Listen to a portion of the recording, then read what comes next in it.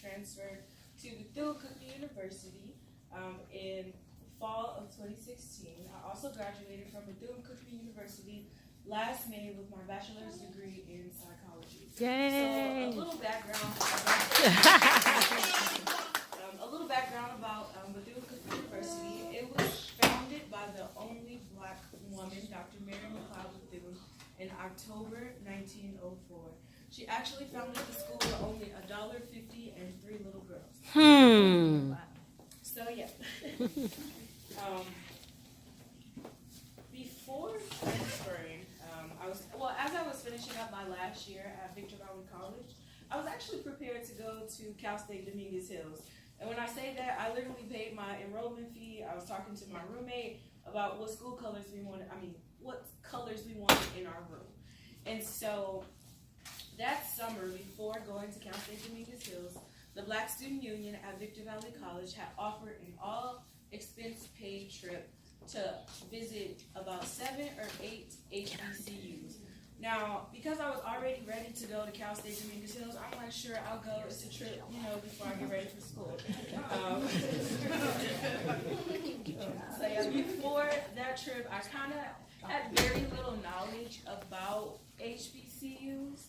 So on that tour, we visited Bethune-Cookman University, Edward Waters, which is in Jacksonville, Florida. Florida A&M University, also known as FAMU. That's probably the popular school in Tallahassee. We also visited Alabama State University, Tuskegee University, which is in Alabama, Xavier University, as well as Dillard University. So we went to a lot of schools there. But yeah, so the first school that we toured was actually Bethune-Cookman University. Unbeknownst to us, our tour guide was actually the alum of Bethune-Cookman University, so she pulled out all the stops for us. So, yeah, when I first stepped foot on the campus, it was hot and humid. California, that is not what we used to. So if you've been in Florida, then you know it's hot and humid, and that just was not for me. So I was already over it and ready to go home. But as we toured the campus and we got to know it a little bit more, and we stopped at this building called Whitehall. Inside Whitehall, you have like the president's office, cashiers, and chapel. So pretty much chapel is like a fellowship hall where they hold several events, like some ministry events, but award shows and things of that nature. So when we stepped in, I fell in love. Part of it was because it was air conditioning, and I was like, and the other part was it felt like God was telling me this is where you belong. And so that is how I transferred to Bethune-Cookman University. So as it was time for me to go to BCU and get settled in and go to my dorm and stuff, again, I was not used to the heat. Like I said, Florida is hot, humid, and it's very rainy. The rain, I actually didn't mind that much because professors love to cancel in the rain. And I can appreciate a canceled 8 a.m. class. I don't know about you, but I can. So, yeah, I eventually got over the rain because the winters in Florida, they are a little bit cooler. Academically, my transition, it wasn't that hard for me because coming from community college, you're already used to smaller classrooms. What was new to me, as Don mentioned, was that the professors care about you so much. And when I say this, I really mean they become like your aunts and uncles, where you call them literally at any time of the day and they answer. And if they don't see you in class, they're like, hey, what's going on? Or if they see you falling behind, they're not going to let you fall behind because they understand what it means to be African American and out there to succeed. So academically, I really appreciated that. The location of Daytona Beach, Florida, because I love to travel, I felt like it was perfect for me because you have like the Bahamas, which is like a 2-hour flight away. You have South Carolina, which is like a 4-hour drive away, as well as like Alabama and Atlanta, which was like a 6-hour drive away. So I got to experience some places that I had dreamt about and probably thought I would have never gone to if I hadn't been to at my HBCU.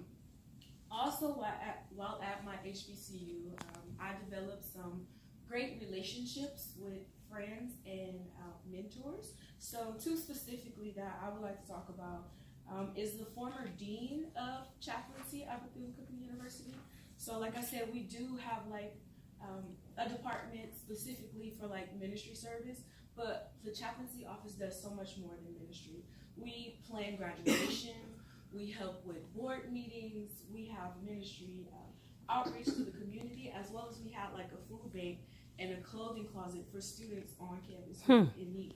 So while there, I was a student worker to the dean of chaplaincy, and him and his wife, they poured so much into me, and they probably helped me to be the person that I am today, as I'm here speaking, because without them, I probably wouldn't do that. I would have been too shy to even step out on the gym. Wow. So yes, even after I had graduated, and I didn't know if I wanted to come home, if I wanted to go to graduate school or whatever. So they took me in free of charge and let me just figure out who I wanted to be and where I wanted to go. So I really appreciated them for that. Also, I had mentioned that you meet great friends. So the attitude of the students, it's like a family. It's more of like a, hey girl, I see you struggling. Let's get this together. I'm not gonna sit here and let you struggle. You become like brothers and sisters. So like for me, my best friend Brian, who's also from California, but he went to HBCU as a freshman. But before I was coming here to talk to you guys, he was helping me with my speech. And so that's what I mean by like they become like family and friends to you. A couple of challenges that I had while at BCU was stepping out of my comfort zone, and I'm an extreme introvert, like I mentioned. So it was hard for me sometimes, and there was one specific incident that I remember. It was around my birthday. I booked a flight home, and I called my mom, like, Mom, pick me up from the airport because I'm done there. But when I got home and I was able to sit back and really look at everything, I realized that my experience back at home was done, and it was time for me to grow up and become a better person. So I did go back to BCU, and I'm glad because I graduated. When I went back to BCU, there was also another mentor that told me that if you wish to make friends, you have to present yourself as friendly. So I would say don't be afraid to be yourself and reach out and talk to people, because most of the time you're going to find someone who's just like you. They're just as scared as you, or they're just as outgoing as you. So there's somebody there to be just like you. Before transferring, I think she mentioned it. You need some rain boots, because it is well, in Florida at least, we had hurricanes, and so I was not prepared for that. But luckily, I had family that I could go and take shelter in. And my advice is also, like she said, research your school. You're in a technology age where you have Instagram, YouTube. Actually, before I transferred, I was YouTubing what the dorms look like so I can choose the best dorm. So take advantage of that. Also, I want to say, don't be afraid to advocate for yourself. Speak up if you need financial aid, if you need food, water, whatever. Don't be afraid, because more than often, there's someone there who's willing to help you, but you just have to speak up for yourself. Also, I would like to say, enjoy the process. It's hard, but it's so worth it, because at the end of the day, you become a better person.